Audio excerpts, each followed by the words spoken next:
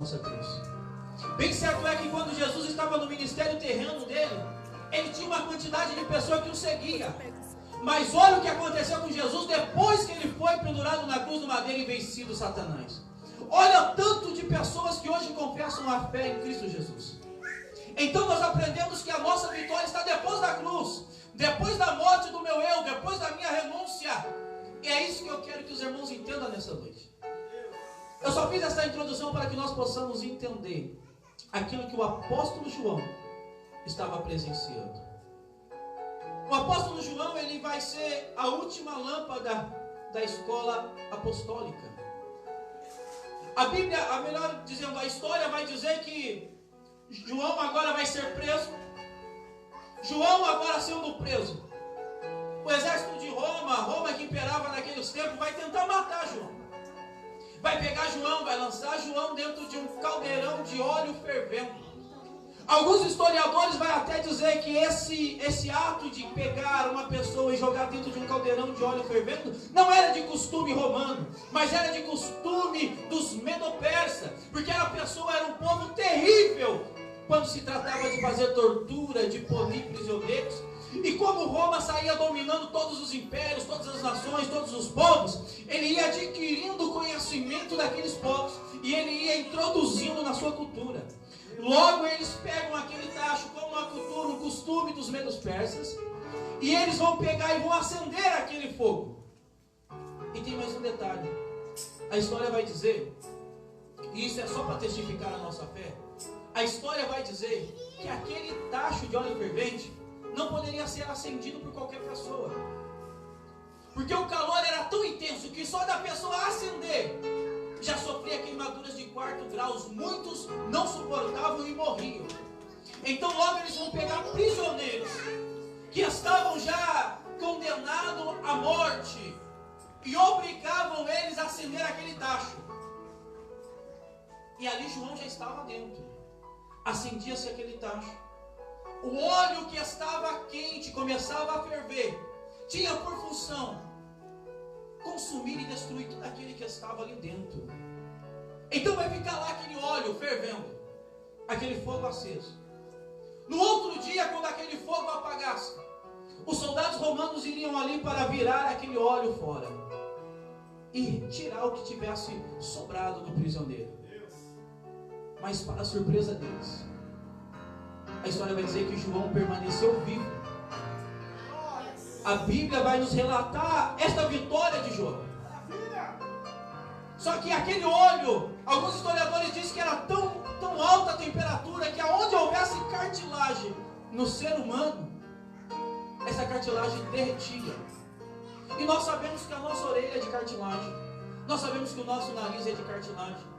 Partes do nosso rosto, partes do nosso corpo tem músculo. Então tudo isso ia desfazendo. Imagina agora você olhando para João e João todo deformado. Imagine a cena. Eles olham e veem que João não morreu.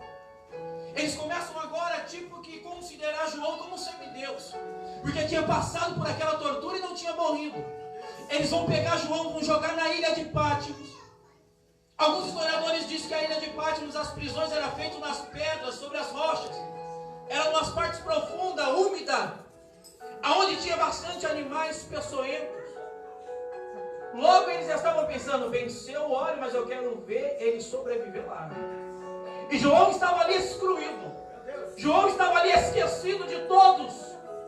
Um homem que tinha anunciado o reino de Deus. Um homem que tinha andado com Jesus, visto sinais e maravilhas, agora se encontrava numa prisão, esquecido por todos. Mas uma coisa é certa: enquanto Deus não decretar, as coisas não podem acontecer. João estava lá esquecido, lançado naquela prisão, e de repente ele vai ouvir uma voz. Então o Senhor vai descer e vai falar com João. A Bíblia vai dizer que João agora vai virar para olhar aquele que fala com ele. E de repente ele olha e vê um que tinha o cabelo branco como a neve e como a lã, os seus olhos como chama de fogo. Os seus pés como um latão reluzente que tinha acabado de sair da fornalha. A voz do Senhor era como o som de muitas águas.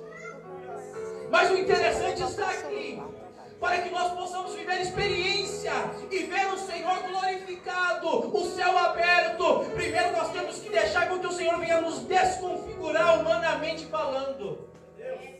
Aqui está o problema. Nós não queremos deixar o Senhor nos tratar. Nós queremos ver a glória do Senhor de qualquer maneira. Nós queremos ver o Senhor de qualquer maneira. Eu aprendi uma coisa: não adianta nós temos a cara de Moisés, mas o nosso coração ser como Datã, Coré e Abirão. Não adianta nós temos a aparência de Elias, mas o nosso coração é de Acabe.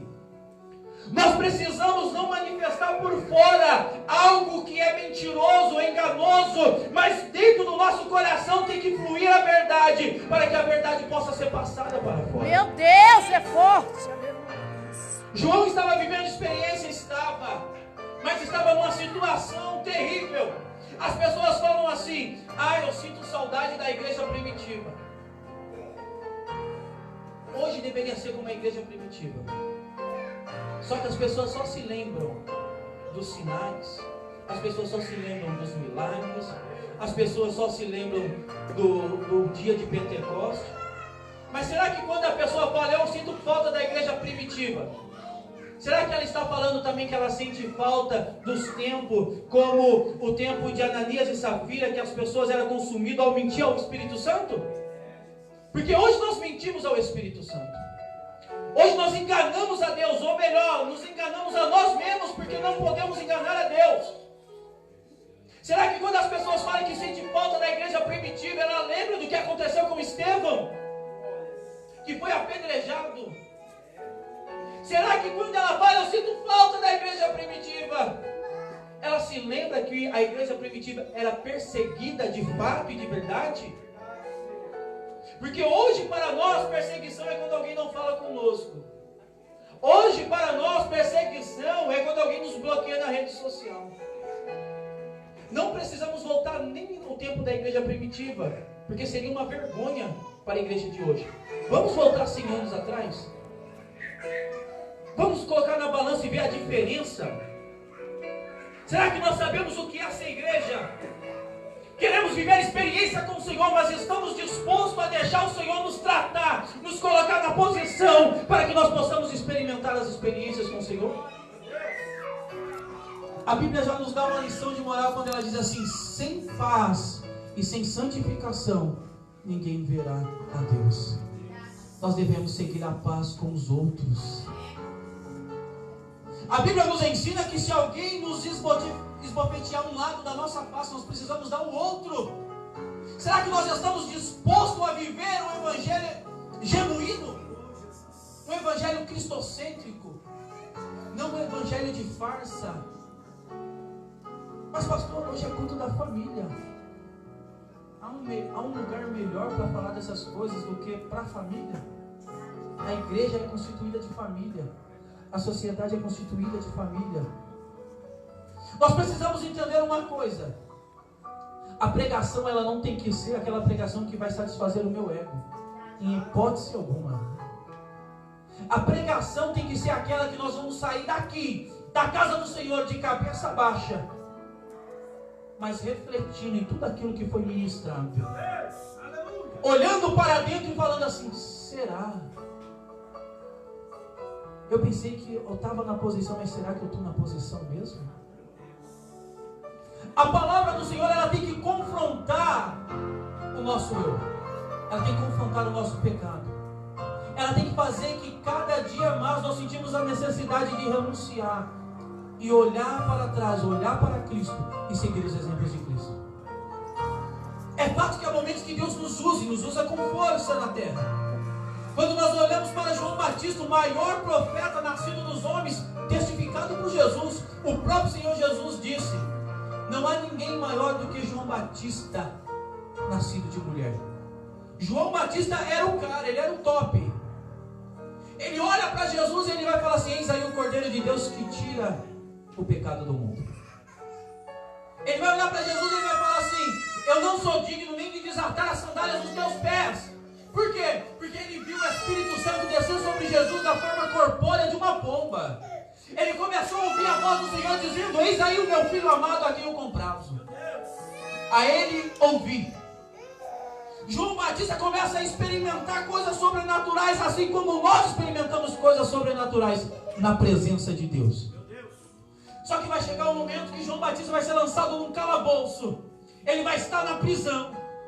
Agora ele vai chamar 2 de seus discípulos e vai dizer assim: vai lá e pergunta se esse Jesus é o que estava profetizado a vir, ou nós temos que esperar outro. Foi falado aqui aquilo que Paulo fala aos Romanos: o que nos separará do amor de Deus? A morte, a fome, a nudez, a altura, a profundidade. Nada pode nos separar do amor de Deus. Mas bem certo é que há momentos da nossa vida que nós nos afastamos de Deus. Isso porque nós somos humanos, nós somos falhos, somos pessoas limitadas a tempo, espaço e lugar. Nós não sabemos o que vai acontecer daqui 1 minuto, daqui 1 segundo. E eu louvo a Deus por isso. Mas a questão é, quando a nossa fé está alicerçada em Jesus, que é a rocha, a nossa fé tem que ser inabalável. Ainda que tudo esteja contrário, nós estamos olhando para o alvo. Ainda que tudo esteja contrário, a nossa oração tem que ser essa: no saí do ventre da minha mãe e não tornarei para lá. O Senhor me deu, o Senhor tomou. Nós temos que começar a entender o que é ser cristão de fato e de verdade.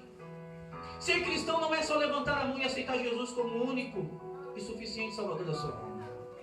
Para que nós possamos experimentar aquilo que o apóstolo Paulo disse: aquilo que os olhos não viram, o ouvido não ouviu e nem subiu ao coração do homem, é o que Deus tem preparado para aqueles que o amam e para aqueles que o temem. Nós temos que estar disposto a viver experiências com o Senhor. Mas entenda uma coisa: viver experiência com Deus, fazer a vontade de Deus, isso diz em não fazer a minha vontade. Fazer a vontade de Deus não é fazer a minha vontade. Fazer a vontade de Deus é entender: mesmo que eu não quero, eu tenho que ir, porque é a vontade dele. Mesmo que eu não concorde, mas eu vou fazer porque é a vontade dele. Fazer a vontade de Deus é você entender que Deus não olha como o homem olha.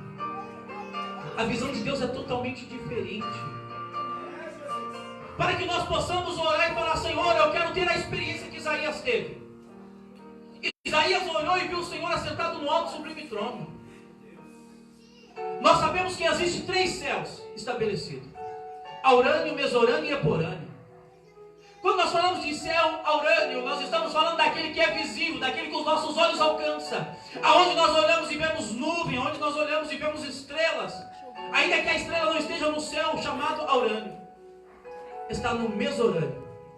E no mesorânio também tem uma divisão espiritual, aonde se encontra potestades e principados e hostes espirituais da maldade, aonde as batalhas de fato e de verdade acontecem. Porque as pessoas pensam que o diabo está debaixo da terra, no inferno, feito e fantasiado pela mente humana, segundo o cristianismo romano. Mas os demônios estão nos lugares celestiais, no segundo céu, chamado de mesorânio. E Deus está sentado no terceiro céu. Para que nós possamos viver a experiência do terceiro céu, nós temos que renunciar a tudo aquilo que nós achamos que é válido para nós, como seres humanos. Paulo diz assim: tudo que eu estudei, tudo que eu aprendi, tudo que eu fiz, tudo que eu sei, eu tenho como esterco. Para mim não tem valor nenhum. Aí o que acontece com Paulo? Ele é elevado até o terceiro céu. Meu Deus! Ele vai dizer que vê coisas inefáveis, que não era lícito falar para os homens. O apóstolo Paulo começa a experimentar essas coisas no terceiro céu. A igreja hoje vive no relacionamento de primeiro céu e acha que está bom. Nem chega a enfrentar uma batalha no mundo espiritual. Quando nós olhamos para Daniel, 21 dias clamando para chegar a sua resposta, Daniel estava experimentando uma batalha nos lugares celestiais. O próprio anjo vai testificar isso. o anjo vai dizer, o príncipe da Pérsia impedia de eu descer com a sua resposta. Jesus Santo, aleluia. Ele estava vivendo um ciclo de 3 fases de 7. 7 com 7, 14 com 7, 21. Se cumpre um ciclo em que Daniel estava vivendo. Um homem que orava 3 vezes ao dia. Um homem que tinha um relacionamento com Deus de tete a tete. Uma pessoa que o que ele queria, ele falava com Deus e Deus respondia. E hoje nós fazemos oração de 5 minutos, uma vez por semana. E achamos que estamos vivendo uma experiência com Meu Deus, aleluia. até vivemos por misericórdia. Porque a razão de não sermos consumidos são as ricas misericórdias do Senhor que se renova a cada manhã. Porque se não fossem as misericórdias de Deus, nós estaríamos destruídos agora nesse mundo. Espírito Santo de Deus. Às vezes nós falamos assim, Senhor, vem com a tua glória, desce o céu sobre a terra. Mas será que vamos aguentar se o céu descer sobre a terra? Porque Deus é santo. E Ele não pode se relacionar com o pecado, com aquilo que é impuro. As pessoas olham e as pessoas fantasiam. Sabe o fogo que a Bíblia diz que Satanás será lançado, a morte será lançada? Este fogo, irmão, não é outro fogo senão o fogo do próprio Deus. Só que o fogo de Deus, ele se manifesta de algumas formas. Porque o mesmo fogo que está consumindo o pecado é o mesmo fogo que batiza no Espírito Santo e dá os dons para a igreja. Aleluias. O que vai diferenciar, o que vai acontecer no meio do fogo é a minha situação e a sua situação diante de Deus.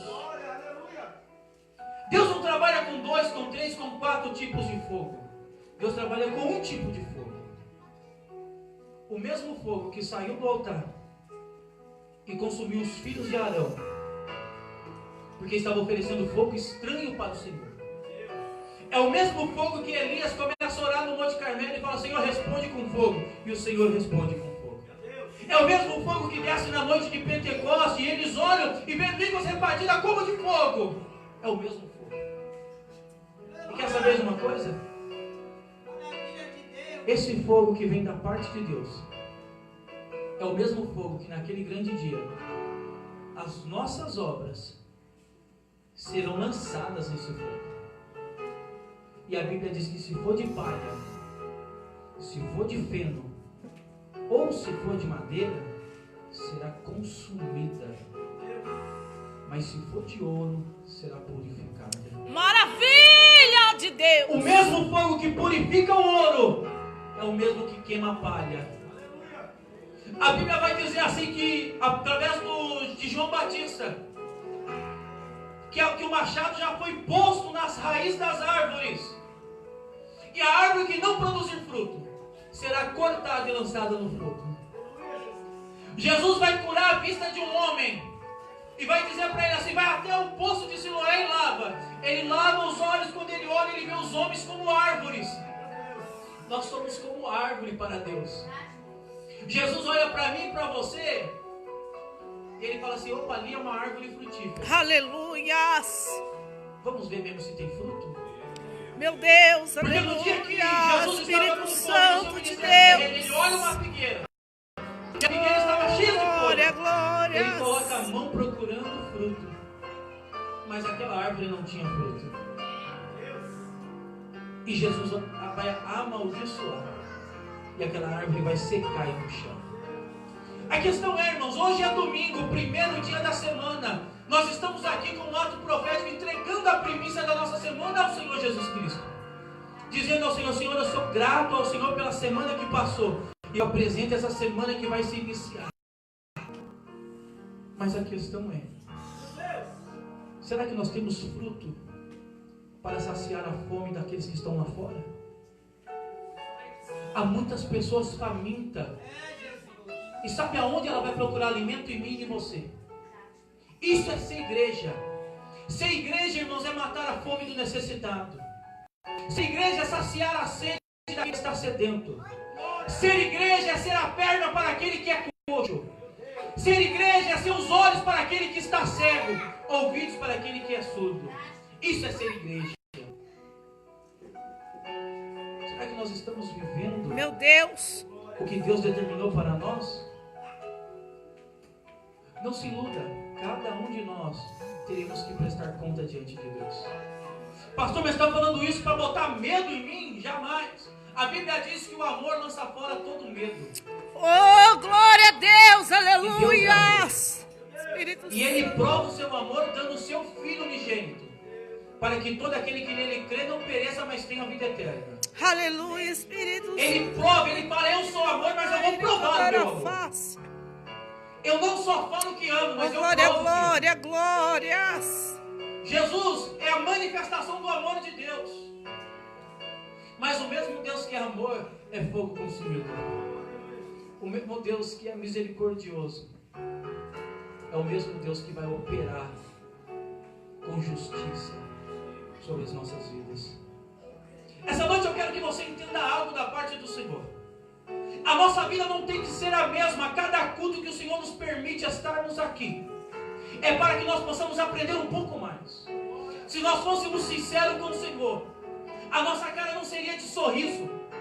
A nossa postura não seria uma postura de ficar tirando selfies dentro da igreja para colocar nas redes sociais. Se nós fôssemos sinceros com o Senhor, a nossa cara seria a cara de pessoas que começam a olhar para si, olha para Deus e para a sua palavra e fala: Senhor, como estou longe da sua vontade. Sabe o que acontece com as pessoas do Antigo Testamento? Eles choravam os choros do Senhor. Eles sentiam o que o Senhor estava sentindo. Hoje nós não nos importamos mais com aquilo que o Senhor está sentindo. Qual é a mensagem profética que nós estamos mandando para o mundo? Deus não quer uma igreja igual a todas as outras igrejas. Deus não quer constituir uma religião igual a todas as outras religiões. Deus quer constituir um estilo de vida, uma prática de vida. Algo que nós falamos aqui no altar, mas que nós venhamos manifestar lá fora. Porque a maior pregação não é aquela feita pelo microfone, conhecido como o grande cabeçudo. A maior pregação é aquela que nós testemunhamos lá fora com a nossa vida. Porque as pessoas têm que olhar para mim e para você e falar assim: ali vai um santo homem de Deus, ali vai uma santa mulher de Deus. Talvez você possa agora falar no seu interior aí, no seu espírito, no seu coração, dizendo: mas pastor, é difícil viver o que a Bíblia pede para viver. E Deus sabe que nós somos fracos e não vamos conseguir viver tudo aquilo que a Bíblia Deus, pede. Aleluia. E nem é a intenção de Deus que nós venhamos viver tudo. Sabe qual é a vontade de Deus? Que nós nos esforçamos para viver na prática. Oh, glória, glória, glórias. Eu creio, Jesus. Irmãos, eu acredito que se nós vivermos a vontade de Deus, ainda acontecerá no nosso meio pessoas sendo raptadas por Deus. Ou você acha que isso aconteceu com Enoque? Ou você acha que isso era só privilégio de Enoque? Deus ainda quer manifestar essas coisas. Mas cadê o povo com sinceridade com Deus? Eu não falo isso só da igreja, eu falo isso de mim também. Todos nós. Título, cargo não quer dizer nada. Só quer demonstrar que será cobrado mais de nós naquele grande dia. E que em nós está a responsabilidade de ensinar. Mas cada um de nós temos que todo dia dobrar os nossos joelhos e falar: Senhor, me ensina a viver a sua vontade na prática. Irmãos, quando nós olhamos para o ministério de Jesus, nós vemos Jesus multiplicando pães, nós vemos Jesus curando enfermos. Nós olhamos e falamos assim: esse Deus é o Deus que nós servimos. Mas e quando Jesus olha para aquele jovem rico que fala assim: Senhor, o que eu faço para que eu possa herdar a vida eterna? E Jesus fala assim: pega toda a sua riqueza e dá aos pobres. Aquele homem abaixa a cabeça e sai andando. Por que é tão difícil nós abrirmos mão daquilo que nós possuímos na terra?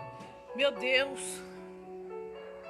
Quando nós olhamos para os homens, santos homens de Deus, nós vamos ver pessoas que não mediam esforços. Eles faziam de tudo para fazer a vontade de Deus e agradar aquele que o chamou. Mas eu ainda bato na tecla: o que nós estamos fazendo para agradar aquele que nos chamou? aquele que nos chamou para essa grande obra. Sabemos que nós já estamos numa grande obra, mas o que estamos fazendo? Será que Deus ele pode olhar do céu e sentir orgulho dos seus servos, da sua igreja?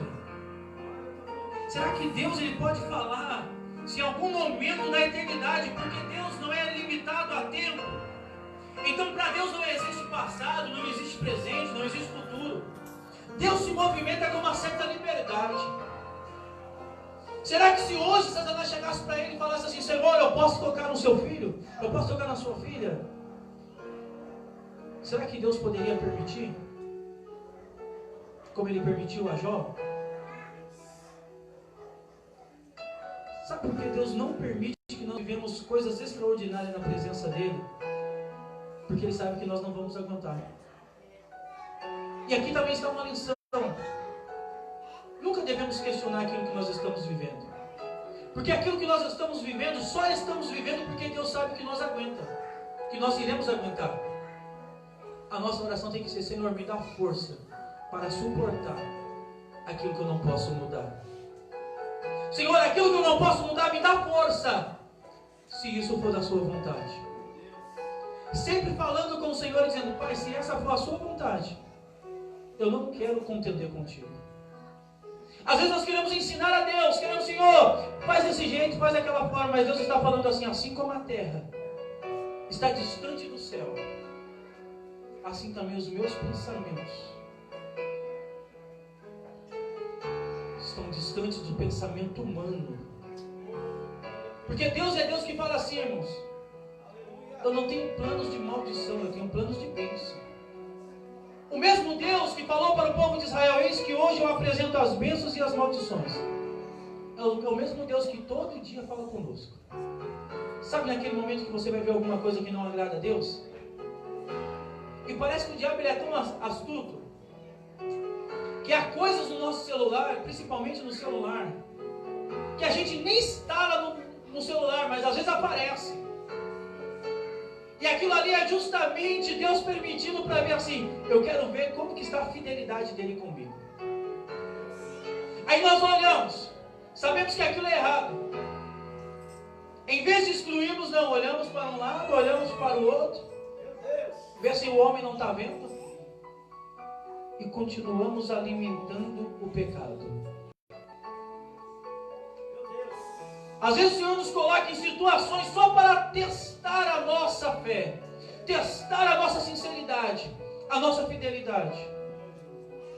Deus não colocou o povo de Israel no meio do deserto para que Deus pudesse saber que o povo temia Ele, mas para que Deus pudesse mostrar para o povo como estava o coração do povo. Às vezes Deus nos coloca em situações para mostrar para nós mesmos como que está o nosso coração. Espírito Santo Para que às vezes de nós Deus. venhamos abaixar um pouco o nosso nariz. Venhamos falar assim: eu não sou tudo isso que eu penso que eu sou. Eu queria que os irmãos ficassem com esta palavra no seu coração. Talvez João, naquele momento que foi lançado na ilha de Pátimos, talvez ele deve ter pensado: agora estou esquecido por todos, ninguém mais vai olhar para mim. Mas naquele momento Jesus se manifestou para ele. Há momento que o Senhor vai nos tirar de alguns lugares. Há momento que o Senhor vai nos tirar de alguns lugares de destaque, somente para Ele se manifestar para nós. Maravilha. Há momento que o Senhor Ele quer se manifestar de fato e de verdade. Só que quando o Senhor está nos tirando de alguns lugares, nós queremos voltar para os lugares aonde o Senhor está nos tirando. Às vezes o próprio Senhor Jesus está tirando pessoas do nosso caminho, porque aquelas pessoas não vão edificar nada na nossa vida. E nós estamos fazendo de tudo para que aquelas pessoas permaneçam. Meu Deus! E nós nos encontramos contendendo com o Senhor. E de fato, pode o barro contender com o oleiro? Não pode. Então vamos começar a viver a vontade do Senhor. Vamos começar a viver aquilo que o Senhor tem preparado para as nossas vidas. O Senhor nos chamou neste mundo e nos constituiu como sal da terra e como luz do mundo. como sal da terra e como luz do mundo. O sal serve para dar sabor. Só que se o sal permanecer dentro do saquinho, ele não vai dar sabor a nada. Ele vai estragar, vai ficar insípido e só vai servir para os homens pisar. Sabe o que o Senhor está falando? Ele não chamou a cada um de nós para ficarmos presos dentro de 4 paredes. Ele está falando, você é sal. Sai do saquinho. Vai ser tempero na vida de alguém. Meu Deus! Vai dar gosto na vida de alguém. O Senhor não pega uma luz e coloca debaixo de uma mesa, como ele diz na parábola, mas coloca no centro da casa para clarear a casa. Jesus está dizendo assim, sai debaixo da mesa. Imagina aquela mulher correndo, eu vou finalizar aqui. Ela corre por debaixo da mesa, aquela Maria, para poder ungir os pés do Senhor Jesus. Quando Jesus tira ela dali e vai manifestar ela para o povo, é como se Jesus estivesse falando assim, você é luz, filha. Os seus pecados não podem ofuscar o brilho do Espírito Santo que em breve descerá sobre você. Você é luz. Para de correr para debaixo da mesa. A nossa natureza humana nos força a correr debaixo da mesa, ainda que a intenção é de ungir os pés de Jesus. Mas Jesus está dizendo, não corra para debaixo da mesa. Vai fazer aquilo que você foi chamado, vai brilhar. Mas não brilhar o seu brilho, brilhar o meu brilho que está em você. Porque quando Jesus está na nossa frente, as pessoas tentarão olhar para nós, mas não verá a nós, verá Jesus, porque estamos escondidos atrás dele, estamos escondidos nele. Então que nessa noite nós venhamos estar no centro da vontade do Senhor. A partir desta noite, olha no retrovisor da sua vida, olha como está a tua vida, faz uma retrospectiva, olha na tua história, vê se você pode fazer alguma coisa melhor para agradar o Senhor. Amém? Antes de finalizar, eu queria chamar as 2 jovens que vão estar se unindo hoje. Amém?